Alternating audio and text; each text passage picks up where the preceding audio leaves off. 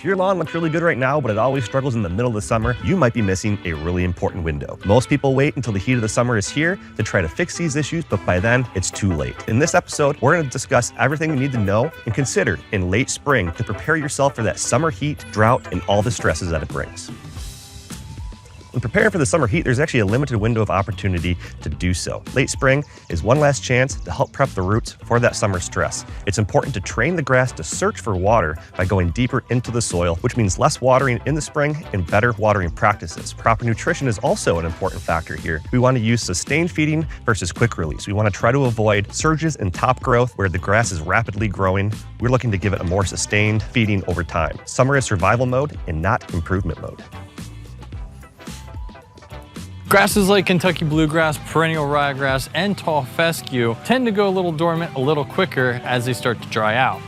Most people water their lawns too often and too shallow, resulting in training your roots to just hang out at the surface layer. Our goal when we're watering our lawn is to replace what is lost through a process called evapotranspiration, which at a high level of how this relates to us here in our lawns is the moisture that's lost through evaporation at the surface layer of the soil and through transpiration of the moisture that the grass blade releases back into the atmosphere. Now, the entire process of evapotranspiration, or ET, can be summarized here in this image. Why this matters to us in our lawns is this will tell us exactly when to water and how much to water in our lawns so you get the best results possible while also being sustainable and reducing your water bill. At the end of the day, we want a nice lawn, do it in the right way, and not pay a lot of money for it. And this is what this is all about.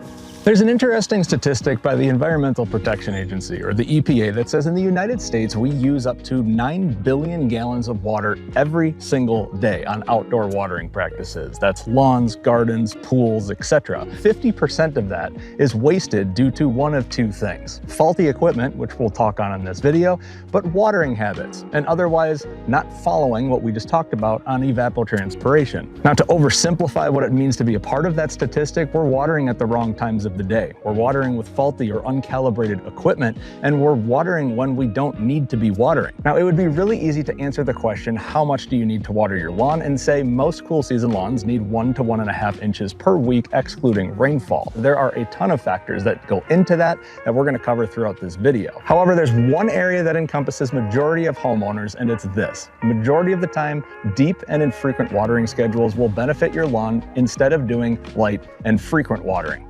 There are times for that, however, the majority of the time a deep and infrequent schedule is going to be best. The overall goal of this video is to teach you better watering practices so you can adopt these back home. Regardless of where you are at and how good or bad your watering practices are, we're going to talk timing, calibration, seed selection, so you can make the best decisions on what's best for you in your yard. So let's talk about timing. The best time for cool season grasses, and generally warm season grasses too, is early mornings. You want to hit that 5 a.m. to 9 a.m. The main reason for that is you have less variables like the wind that you see here now, the hot weather, and your kids want to be outside playing. You don't want the sprinklers to be running. But there's some benefits of running them early mornings versus late at night.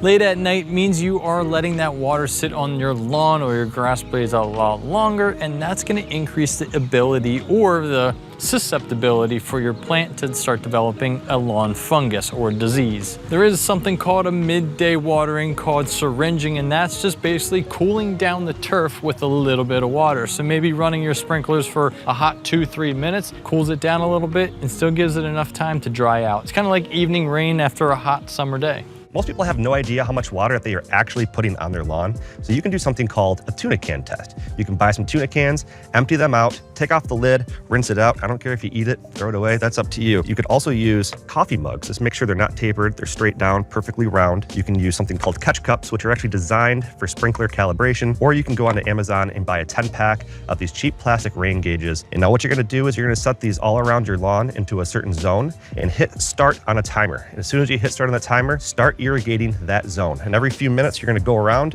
to the cups and you're gonna measure how much water is in those cups. And the idea here is to reach a 1/4 inch of water in those cups. And now you can stop your timer and see how long it took to achieve a 1/4 inch of water in that zone. If you're trying to achieve an inch a week, you can multiply that by 4 and see how long it takes. So if it's 20 minutes to get a 1/4 inch of water in that cup, multiply that by 4, you know you have to run your zone for 80 minutes a week in order to get a full inch of water in that zone. You might notice some areas that actually have less than a 1/4 inch of water in your cups or in your tuna cans, and those could be areas that are just not getting good overlap with your irrigation and something to consider fixing.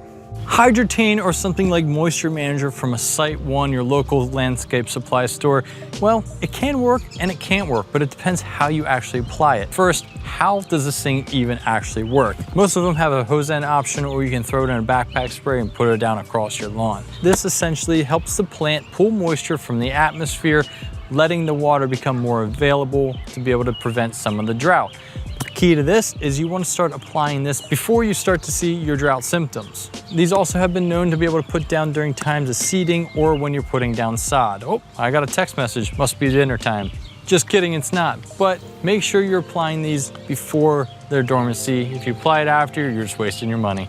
Not all grass is the same, and not all grass seed is the same, and the type of grass that you have in your lawn will directly dictate how many inputs you're going to need on a weekly and monthly basis to get the lawn and grass to grow how you want it to. What we mean by inputs are things like watering, what we're talking about today, mowing, which we've talked about previously, fertilizing, which we've also talked about previously, and all of the other general maintenance that you put in throughout the entire year to get your lawn looking good. But we're talking about watering, so I want to cover the 4 main cool season grass types in Kentucky Bluegrass, Perennial Ryegrass, Tall Fescue, and Fine Fescue, and how that's going to relate back to your water bill and how much you need to water back home. There are 2 grass types on this list that will require more water than the other 2 in comparison to each other if they're planted in the same exact environment. Every yard is different, and there are going to be different environmental factors to consider in every single yard. That's a key detail that I want you to remember throughout this entire video. But Kentucky Bluegrass and Perennial Ryegrass, 2 common grass types that are planted in the cool season zone,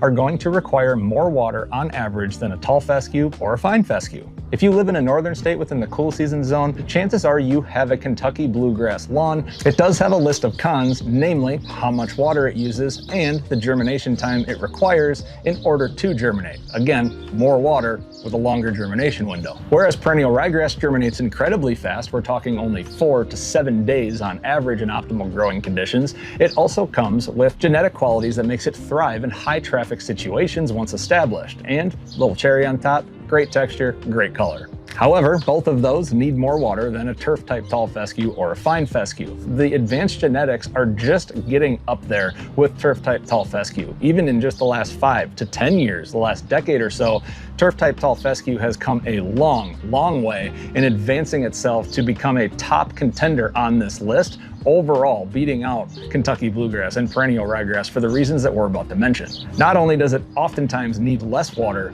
than a Kentucky Bluegrass or Perennial Ryegrass, but it's heat tolerant, drought tolerant, oftentimes disease tolerant in these settings, and becoming more and more traffic tolerant by the year. The 2 cons that I have found in a Tall Fescue is that it gets out of the gates a little slower, meaning in the springtime you're not going to see that green up happen as quickly as you would with a Kentucky Bluegrass or a Perennial Ryegrass. However, it does thrive in the heat when Kentucky Bluegrass and Perennial Ryegrass tend to go into a state of dormancy. And lastly, Fine Fescue. It's the most drought-tolerant grass type on this list, and for good reason. However, it's not necessarily planted in most common homeowner settings. It's a different type of grass type, meaning it has different characteristics. It's a very wavy, thin grass blade, and just aesthetically looks a little bit different than most of your other cool season grass types on the list. Oftentimes planted in low mow scenarios or hillsides where a mower might be difficult to reach. Might be seeing it in pollinator-friendly mixes like a bee lawn mixed with native blooms and clover, but you also might have these in a dense shade environment because it is also the most shade-tolerant grass type on this list by far. Now, in terms of water use, a Fine Fescue will need less water on average than all of the grass types, Kentucky Bluegrass, Perennial Ryegrass, and Tall Fescue, making it a great option. However, the list of cons might deter you from planting it in a normal setting. It's not the best with traffic tolerance, it's not all that great in a full sun environment, and it does carry carry a lighter green color in comparison to the others, which at the end of the day isn't that big of a deal, but is important to some. There is such thing as more elite cultivars of a grass type than the other. And this is why we put together our free guide, What Grass is Best for Me, to give our seed recommendations and grass type recommendations for you, so you can find the best of what needs to go inside of your lawn based upon your scenario. Full sun, partial shade, dense shade, clay soil, sandy soil. If you're looking for a drought tolerant lawn, very relevant to this video, all of those are in there. What mowing adjustments should you be making coming into the hot summer months? Well, most people will start to raise their height of cut. So if you're generally cutting around the 2-inch mark, bring it up to 2.5 inch to 2 3/4. This is gonna allow less mowing, less stress on the actual plant, and to be able to hold on to that moisture within its plant and allow the roots to be able to get down deeper. When it comes to fertilizers, you want to avoid heavy nitrogen applications in the late spring. Believe it or not, too much growth can actually cause more stress with the heat. A sustained, slow-release fertilizer that releases slowly over time is actually a better way to go versus a quick-release product. Now, light feedings is okay, just don't put down too much. Doing something called spoon feeding is fine to do with products like ammonium sulfate, aka AMS. Usually doesn't have any potassium or phosphorus in those products, but you could also use a product like the 600 Lawn Booster from Simple Lawn Solutions. It's a great, safe, and effective way to go. So stop making some of the biggest mistakes we see. Stop watering too much and too often. Calibrate your equipment so the water that you intend to have go out to your lawn actually makes it to where you want it to go. If you do anything from this episode, it would be to adjust your watering schedule and how much you're doing it and when you're doing it, and also adjust the height that you're mowing your lawn. Those two things are gonna be really helpful for you this summer. And the big thing is make sure you get ahead of the heat and start prepping your lawn before the heat and the drought start to kick in. Get ahead now and your lawn won't just survive summer, it'll look better than everybody else's.